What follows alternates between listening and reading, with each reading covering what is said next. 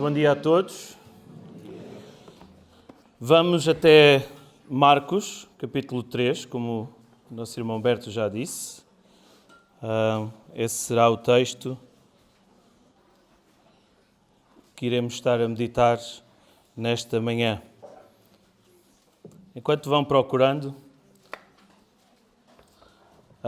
deixem-me fazer uma pequena introdução. Durante o ministério do Senhor Jesus, durante a vida de Jesus, direta ou indiretamente, inclusive há pessoas que dizem que Jesus efetivamente existiu, mas só o veem como um agitador de multidões.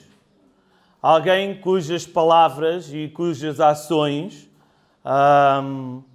apenas serviram para agitar pessoas. E a verdade é que Jesus também fez isso. E nós temos visto até agora que a maneira de pensar dos judeus, a maneira de pensar até dos religiosos, foi contrariada por Jesus. Não é? E isso, obviamente, ninguém gosta de ser contrariado. Perguntem a uma criança se eles gostam de ser contrariados. Eles ficam logo agitados. Não é? A questão é que aquele que vem agitar, ele o faz com autoridade. Ele que é o detentor de toda a autoridade. E nós temos visto, nestes primeiros capítulos de Marcos, até aqui, Jesus a revelar a autoridade divina sobre todas as coisas.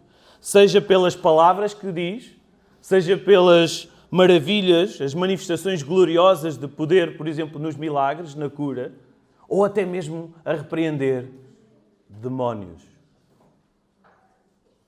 É verdade que com esta agitação, Jesus conquista o afeto de alguns e o ódio de outros. Ao ponto de, há 15 dias, nós vimos que eles, em lugar de o aceitarem, intentavam ou planeavam matá-lo. Nós sabemos que mais tarde, pelas Escrituras, nós conseguimos saber, neste momento, temos isso revelado, que Jesus vai morrer. E vai ser entregue a estes homens. Mas tudo isso estava escrito. Tudo isso estava profetizado. E conforme o ministério de Jesus vai avançando, todas estas profecias se vão cumprindo, se vão concretizando. Eles queriam muito prendê-lo e matá-lo, mas ainda não podia ser.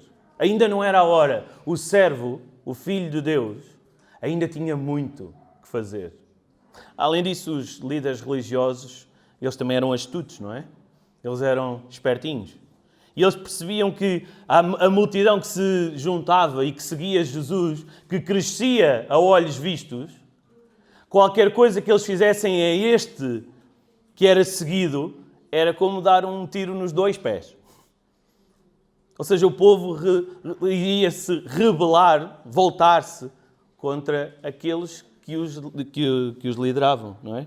Então, a determinado momento do ministério de Jesus, que é onde chegamos ao nosso texto hoje, Jesus separa-se, sai do meio desta multidão, sobe a um monte por alguns momentos, com alguns homens, e chegamos ao nosso texto desta manhã. Então, coloquem os vossos olhos nas vossas Bíblias, e diz assim o texto, Marcos 3, 13 a 19. E subiu ao monte, e chamou para si os que ele quis, e vieram a ele. E nomeou 12 para que estivessem com ele e os mandasse a pregar, para que tivessem o poder de curar as enfermidades e expulsar os demónios. A Simão, a quem pôs o nome de Pedro, e a Tiago, filho de Zebedeu, e a João, irmão de Tiago, aos quais pôs o nome de Boanerges, que significa filhos do trovão, e a André, e a Filipe, e a Bartolomeu, e a Mateus, e a Tomé, e a Tiago, filho de Alfeu, e a Tadeu, e a Simão, o cananeu, e a Judas Iscariotes, o que o entregou. Até aqui a palavra do Senhor. Sabem, na escola, muitos professores tomam como opção, nas provas, nos testes, fazer perguntas de escolha múltipla. Isto é excelentes notícias para alguns, e notícias horríveis para outros, não é? Porquê? Porque tu na escolha múltipla, às vezes, não sei se todos os que estamos aqui passaram por esta experiência, se calhar não, isto podem ser umas modernices dá coisa de 30 anos para cá. Mais ou menos a minha idade, não é? Então, qual era o grande problema da escolha múltipla? É que as opções não eram sempre as mesmas e a pergunta não era sempre da mesma maneira, não é? Eu não quero contrapor os professores aqui, mas eu vou falar só da minha experiência. Uma das respostas à pergunta está certa. 2 ou mais podem estar certas. Nenhuma das anteriores está certa. Isto era normal, nós termos isto. Então, isto era um pavor, principalmente quando nos diziam é descontar. E o que é que isso queria dizer? O é descontar quer dizer que tu não podes simplesmente, em 5 quadradinhos, fechar os olhos, apontar é este e confiar na sorte. Porquê? Porque no final, se ela estiver errada, vai descontar ao resultado. Então isto era o pavor. Havia alunos, eu lembro-me de colegas que diziam eu preferia que me mandassem escrever 3 páginas do que uma escolha múltipla. Eu quero explorar convosco esta manhã a escolha múltipla de Jesus. Não que ele tivesse várias opções para escolher e que uma fosse certa ou não, mas eu queria ver em 3 sentidos convosco esta manhã. Uma é que a escolha de Jesus é sempre certa porque é uma escolha feita por um Deus soberano. Ok? Esse será o primeiro ponto que nós vamos abordar. Em segundo lugar, o segundo sentido é que, não sendo a mais provável, aqueles que já fizeram testes de escolha múltipla, pensem comigo. Lembram-se quando é aquela altura em que nós temos 5 opções e há 2, eu sei que é uma delas, mas esta é provável que não seja. Deve ser a outra. E tu escolhes a outra e era errada. Lembram-se? Aconteceu isso convosco, não aconteceu? Confirmem-me aí, só para eu... Ok, boa, excelente. Então, aquilo que não parece provável é o que é certo, e não só é certo, como é surpreendentemente certo. E em terceiro lugar, e por último, é que a escolha que Jesus faz não é ao calhas, não é de olhos fechados e aponta àquele, mas é 100% propositada. 100% propositada. Então, primeiro ponto, escolha soberana de Jesus. Com a proclamação da chegada do Reino de Deus, e nós vimos isso logo lá no capítulo 1, Jesus agora, neste momento, escolhe 12 homens para multiplicarem os seus efeitos. Multiplicarem a proclamação da chegada do Reino de Deus. E como que um eco das 12 tribos de Israel, o povo escolhido de Deus, estes 12 homens simbolizam o povo de Deus em torno da missão, em volta da missão e do ensino de Jesus. E é interessante que o texto nos mostra que Jesus não escolheu todas as pessoas que o seguiam. Reparem, como várias vezes acontece no seu ministério, ele se retira e daquela multidão toda que o seguia, há 15 dias, não sei se recordam, mas o Samuel referiu que Jesus tinha um barquinho sempre à espera para que ele pudesse isolar-se da multidão para poder desempenhar o seu trabalho, não é? Neste momento Jesus não tem o barquinho, mas sobe a um monte. Acredito que aqueles que tivessem mais necessidades seria mais difícil lá chegarem, mas a ideia é ele separar-se da multidão e com ele separa 12 homens. Ele não leva a multidão toda. Ele separa 12 homens para irem com ele. E não é ao calhas, não é sem critério. E quando nós olhamos para a lista destes homens, já lá vamos, e conhecendo as suas vidas, de certeza absoluta que não era por causa das suas características pessoais ou pelas suas habilidades, as suas skills, como se diz nos dias de hoje. Jesus não escolhe os melhores dentre os melhores. Jesus escolhe, como diz o texto no versículo 13, os que ele quis. Jesus escolhe os que ele quis. Homens cujas vidas eram falhas, falíveis, cheias de pecado e por isso mesmo eles eram elegíveis para serem transformados e capacitados por Jesus para o serviço. Este era um dos fatores importantes. Aqueles que eram falhos e pecadores eram os elegíveis para serem transformados e capacitados para o ministério. É uma chamada poderosa, uma chamada soberana, uma chamada do Rei dos Reis para o servir. É uma chamada muito semelhante, como também já ouvimos esta manhã, muito semelhante à chamada à salvação. O facto de nós sermos pecadores, necessitados da misericórdia e da graça de Deus, isso torna-nos elegíveis, isso torna-nos aptos, naturalmente, a sermos resgatados pelo sangue de Cristo. Porque se tu não fosses pecador, então Deus não tem nada para te oferecer. Se fosse possível que um homem nascesse, uma criança nascesse sem pecado, Deus não tinha nada para lhe oferecer.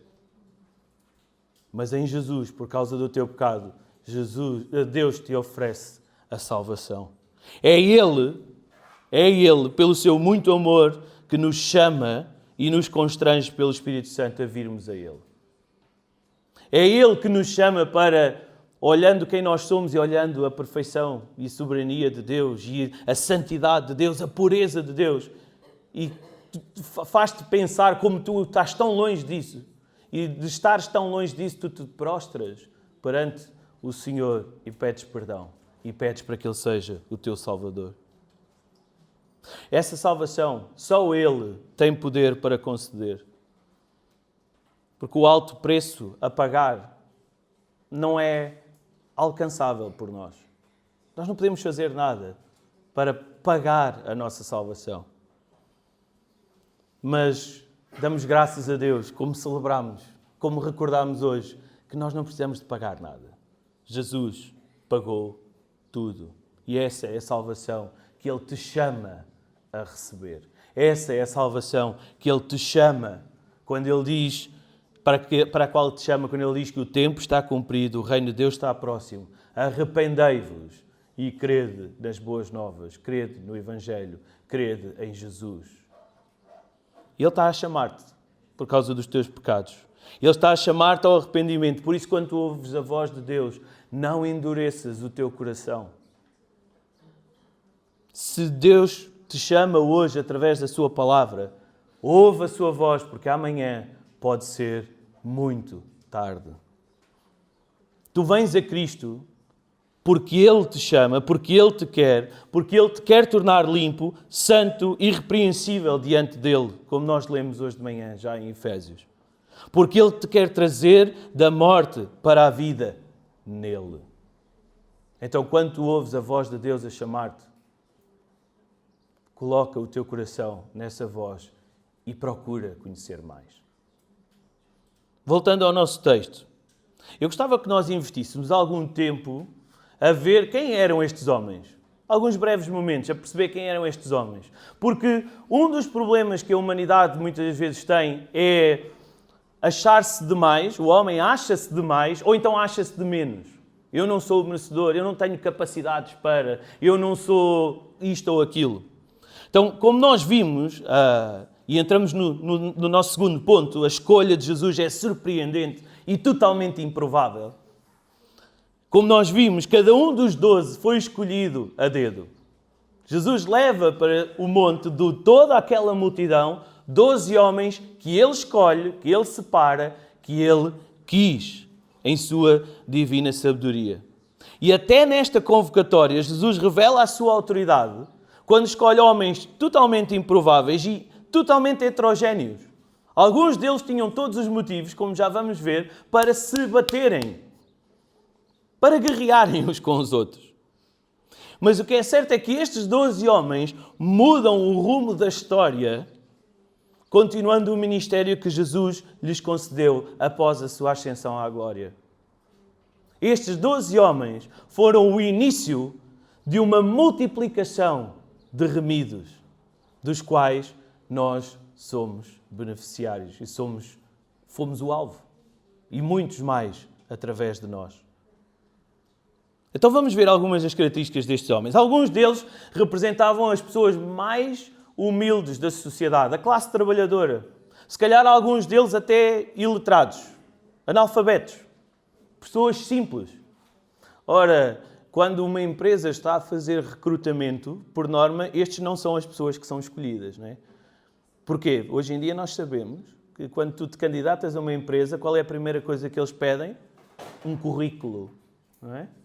Então aqui está, só por aqui nós conseguimos ver que a escolha de Jesus foi impressionante, porque ele escolhe pessoas que à partida não seriam, aos olhos do homem, não seriam elegíveis. Pessoas humildes. Mas se isto é surpreendente, mais surpreendente se torna quando Jesus escolhe pessoas que até se voltaram contra ele. Reparem, Pedro negou-o mais tarde. Tomé duvidou dele. E não só Tomé, mas outros também. Filipe questionou o seu poder. Judas Iscariotes, se calhar é aquele quando nós falamos de alguém que se virou contra Jesus, é o primeiro que nós pensamos. Aliás, o povo diz, olha o Judas, não é? Há uma classe nova criada que se chama os Judas. Todos eles, sem exceção, ouvindo o seu ensino, em muitas coisas não o compreenderam. E estes foram os homens que Jesus escolheu. Tiago e João, diz-nos o texto, eles foram chamados os filhos do trovão. Homens que queriam ser maiores do que todos os outros. Tu se fores patrão de ti mesmo ou da tua empresa, tu não vais querer alguém que vá trabalhar para ti que se julga melhor do que tu. Tu queres que ele obedeça às tuas ordens. Então, mais uma vez, a escolha não era a mais aos nossos olhos certa, aceitável, provável. Simão, chamado Zelota ou Patriota, em contraste com Mateus Levi, um funcionário do Império Romano. Reparem, um defendia que Israel devia juntar as armas e expulsar os romanos. O outro trabalhava para os romanos. Ambos sendo judeus. Estes dois homens tinham tudo para... É a mesma coisa que vocês colocarem dentro da mesma sala dois adeptos de clubes diferentes, ou opostos, não é? Mas que sejam adeptos daqueles ferrenhos e deixá-los batalhar um contra o outro. Era o cenário que nós tínhamos aqui. Metam um portista e um benfiquista, por exemplo. Só para vos ajudar na ilustração. Enquanto que um deles libertava pela libertação do jugo romano, o outro traía o seu próprio povo, cobrando-lhes impostos. Não seria mais fácil Jesus pegar em Simão e dizer: Simão, junta os teus amigos zelotes e vamos derrubar o Império Romano e isto vai ser tudo nosso? Não seria mais fácil, não seria mais lógico aos nossos olhos, aos olhos do homem, aos olhos humanos, nós fazermos uma opção deste género? Estes homens de certeza que defenderiam Jesus, de certeza que defenderiam a causa. Estava-lhes no sangue. Ou escolher publicanos, por exemplo, para transformar o seu coração, livrando o povo dos impostos, por exemplo. Então trazer o povo assim era muito mais fácil. Mas os propósitos de Deus, como nós sabemos, vão muito para além do entendimento humano. Que mais podíamos falar? Bartolomeu era um homem preconceituoso. Até mesmo Tadeu e o Tiago, filho de Alfeu, são homens que são totalmente irrelevantes. Nós não sabemos nada acerca da história deles. Mas Jesus escolheu estes dois também.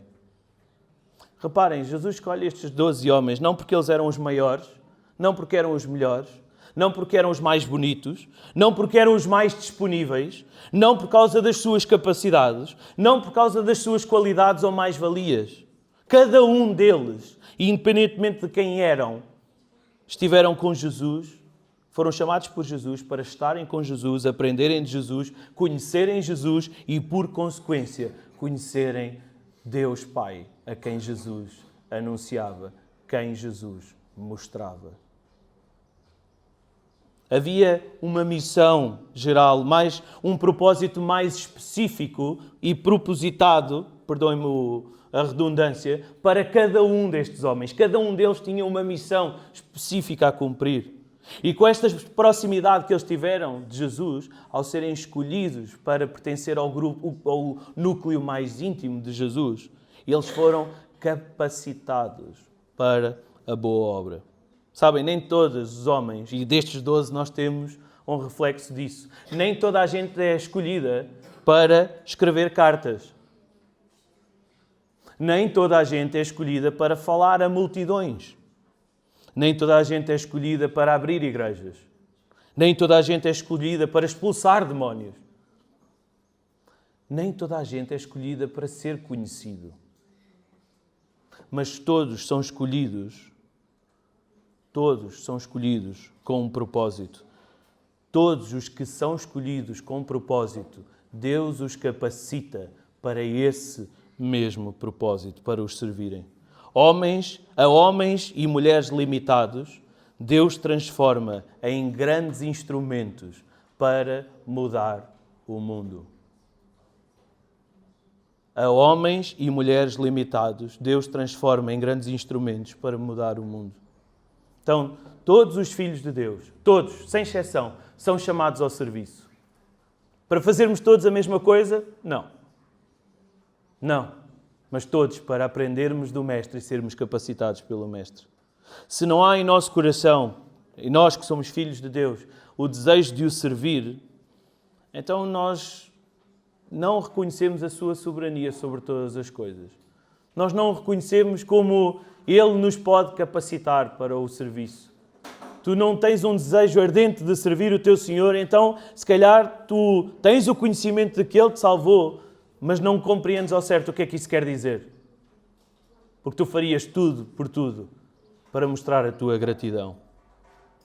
Então Jesus escolhe para si, chama para si os que Ele quer, com a capacidade de os servir.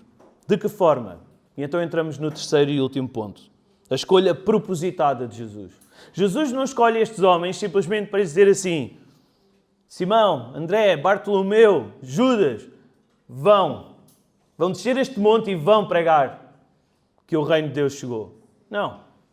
O texto diz-nos que apesar de haver uma missão a cumprir, para que ela fosse bem sucedida, eles precisavam de ferramentas, eles precisavam de armas, eles precisavam de preparação. E essa preparação, essa capacitação é dada pelo próprio Jesus. Então, quando Jesus os chama, Ele os chama em primeiro lugar para que eles estejam consigo.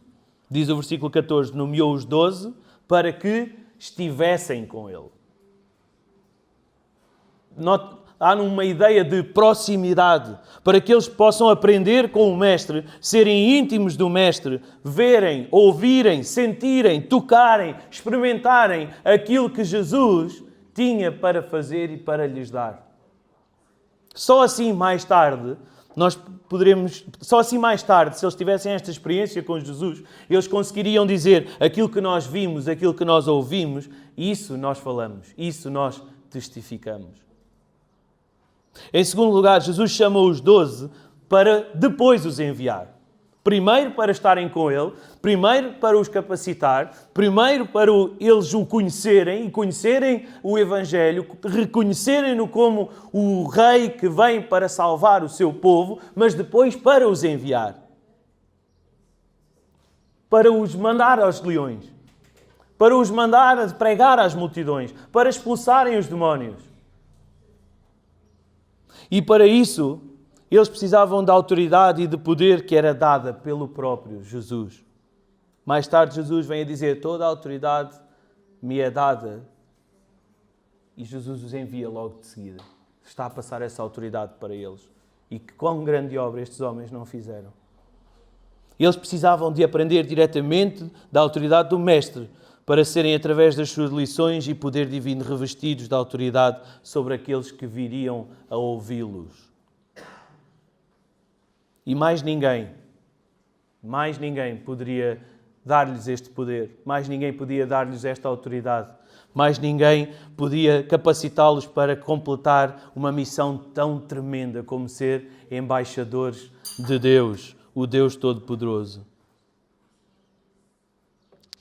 É incrível como estes homens, estes 12, alguns deles pelo menos nós sabemos, estes 11, alguns deles nós sabemos, outros pela tradição vamos percebendo. É incrível como eles sofreram por amor do Evangelho. É incrível como muitos foram apedrejados, foram jogados aos leões. Destes 12, além destes 12, todos os outros que fizeram o mesmo trabalho, a mesma missão. É impressionante como eles foram presos, foram oprimidos, foram mortos ao fio da espada por amor de Jesus. E isto nós não estamos a falar de uma coisa que seja natural. Estamos a falar de algo que é sobrenatural. Tu seres chamado por alguém e seres capacitado por alguém ao ponto de tu aceitares morrer por ele. Mas, ao morrer, como dizia Paulo, tu aceitares isso como uma vitória, não como uma derrota. Ao aceitares morrer e estás disponível para morrer pelo Evangelho, tu estás a aceitar isso como ganho, como uma vitória. A morte para eles era o sucesso da missão.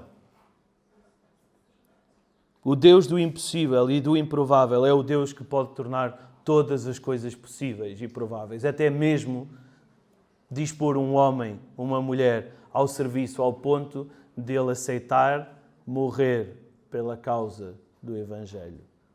Não estamos a falar de fanatismo. Estamos a falar de amor por aquele que tudo deu. Todos nós temos limitações. Jesus pode transformar um Pedro medroso num ousado pregador. Ele pode transformar um João explosivo num discípulo do amor. Ele pode transformar um Tomé cético e incrédulo num homem crente. Ele pode usar gente como eu e tu para a sua obra. Trazendo algumas conclusões para nós. Para aqueles que somos chamados, que somos eleitos, os filhos. Nós não vivemos uma experiência in loco, lá, com Jesus. Não conhecemos Jesus pessoalmente. Não aprendemos dele diretamente. Não fomos repreendidos por Jesus diretamente, como eles foram. Mas ao sermos chamados por Deus, isso deve provocar em nós um desejo constante e ardente de conhecer mais a Jesus. De estar com Ele mais tempo. Falar com Ele a todo instante. Privar com Ele sempre. Na escolha dos 12, nós não vemos Jesus a chamá-los simplesmente para pregarem. Olha, tu és um indivíduo porreiro, vem cá, pronto. Ouviste o que eu disse, não ouviste? Ali ao resto da multidão? Então vai e faz o mesmo. Não, Jesus não os chamou para isso. Jesus primeiro chamou-os para estarem com Ele e quando estivessem preparados, capacitados, então sim, irem e executarem a obra. Eu e tu somos chamados para isso mesmo. O Espírito Santo molda, toca no teu coração de forma que tu reconheces que és pecador, reconheceste que és pecador, aceitaste Jesus como o teu Salvador e isso te move a trabalhar para Ele. Com gratidão no teu coração. Mas eu sou mulher, eu não fui chamada para pregar.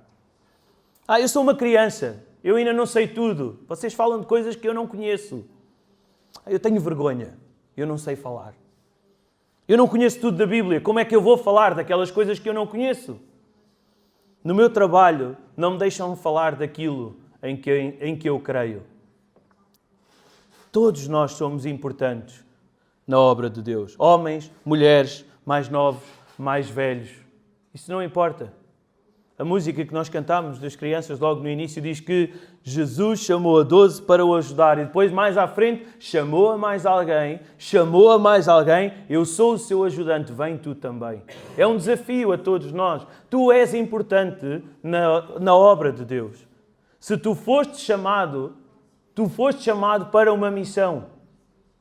E buscar o Senhor a cada dia com um coração grato e sincero faz-te querer trabalhar nessa missão, desempenhar esse trabalho, essa função, querendo ser capacitado por Ele, não por causa das tuas características, não por causa das tuas capacidades, não por causa dos teus conhecimentos. Não. Porque a obra não é tua. Não é conforme a tua vontade, não é conforme o teu desejo. A obra é do Senhor. E Ele, quando te chama, Ele quer-te colocar em ti a capacidade para tu conseguires fazer o que Ele quer que tu faças.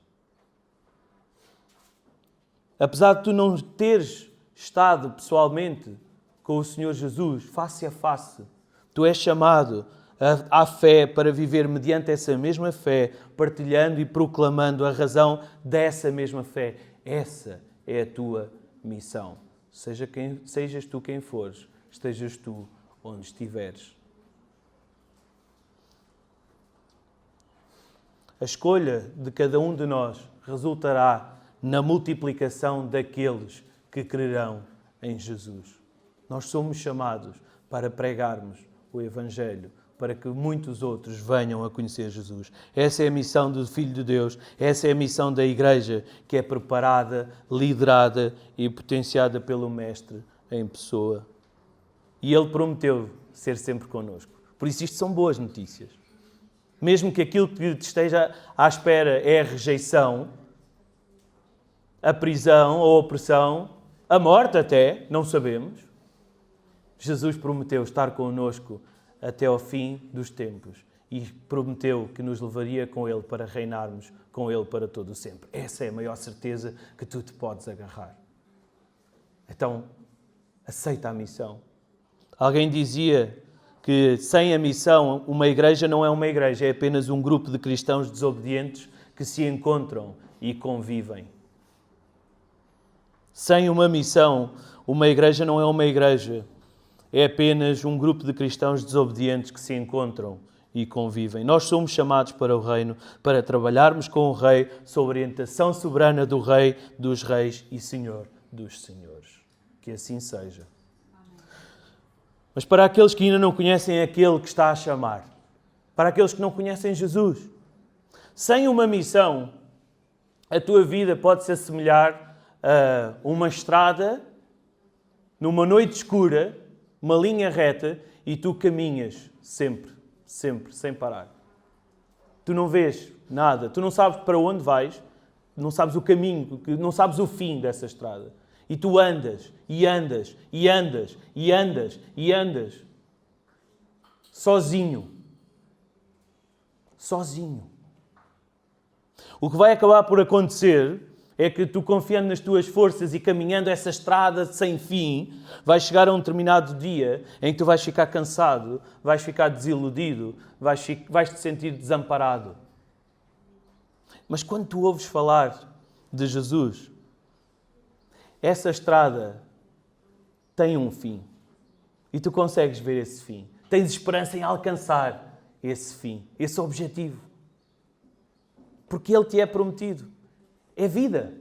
Ao fim dessa estrada escura e que parece que nunca mais acaba, Jesus te promete vida. Então, quando tu ouves falar de Jesus, quando tu ouves a sua palavra, abre o teu coração. Abre a tua mente para aquilo que Ele te quer falar. Procura saber mais de Jesus. Se tu achas interessante todas estas coisas, procura mais. Sabem, alguém que gostava muito de comer, algo que é semelhante a muitos de nós, não é? E que gostava de, nas suas refeições, acompanhar a sua refeição com uma boa salada, esta pessoa, em particular, gostava muito de pepino. Mesmo muito. Antes da refeição começar, ela comia pepino. E alguém lhe disse: não fiques apenas pelo pepino. Precisas desejar e deves desejar a refeição completa. Não fiques só por ouvir falar de Jesus. Conhece esse Jesus.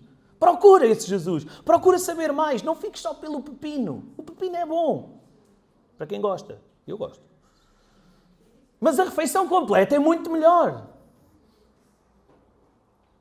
Então procura. Se tu ouves falar estas coisas, se estas coisas despertam o teu interesse, é o Senhor a trabalhar em ti. Então não te feches. Abre a tua mente. Abre o teu coração. Procura mais. Cava mais fundo. Vai além desse interesse que em ti está a ser despertado. Além de pensares em todas estas coisas, intelectualmente, questiona. Porquê? Para quê? Procura saber quem é este Jesus que chama 12 homens totalmente improváveis e os manda, os prepara, os ama, quer ser íntimo deles e depois os manda. Eles sentem vontade. Como é que ele consegue? Quem é este Jesus que consegue pegar em pessoas sem capacidade e os capacita de tal forma que eles estão dispostos a tudo para ir? Procura saber quem é este Jesus. Conhece-o. Porque Ele hoje mesmo, te está a chamar. para que tu o venhas a conhecer. Ao escolheres ouvir a sua voz, vais ver que as maravilhas na tua vida se multiplicarão. Ao escolheres ouvir a sua voz e atentares para aquilo que Ele quer falar ao teu coração hoje, as maravilhas na tua vida se multiplicarão. Então não endureças o teu coração. Venha Jesus, ouve de Jesus, questiona quem é Jesus. E como igreja, nós estamos aqui para te ajudar. Estamos aqui para te mostrar, para te ajudar a compreender aquilo que tu não compreendes. E nós fazemos isso não para nós, mas como meditámos antes de tomarmos a ceia, para louvor e honra e poder para a sua glória. Que o Senhor nos abençoe. A Deus toda a glória. Amém.